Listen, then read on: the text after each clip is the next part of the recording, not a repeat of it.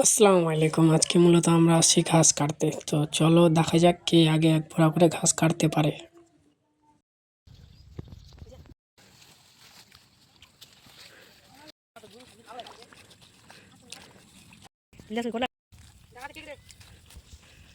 তো মূলত সবাই ঘাস কাটতে লেগে গেছে, আর আমিও লাগছি। দেখছো চা বাগানের নিচে কত কষ্ট করে ঘাস কাটতেছি। চলো কাটা যাক, কার আগে হয় এক ভরা করে ঘাস কাটা।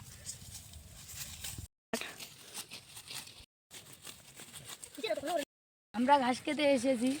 ঘাস তো কোথাও নাই, বাগানের ভিতরে আছে। সেগুলো ঘাস তো ছাগল খায় না, ছাগল তো পাগল করে দিয়েছে, রপা খাচ্ছে শুধু।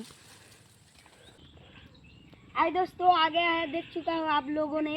हम बकरी चलाने आ गया तो देखो इधर।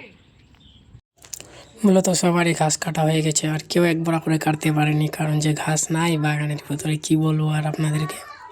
তো ঘাস কাটা এখন মূলত যাব বাড়ি। অনেকক্ষণে আসছি, 10টায় আসছিলাম, এখন 12টা বেজে গেছে।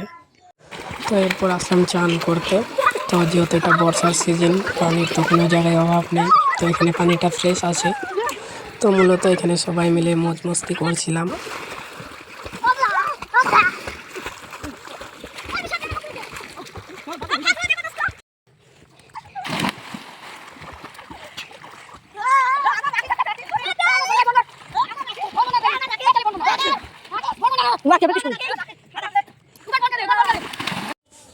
তো ছোট ভাই ব্রাদারের সাথে চলাফেরা করা মজাই আলাদা একটা।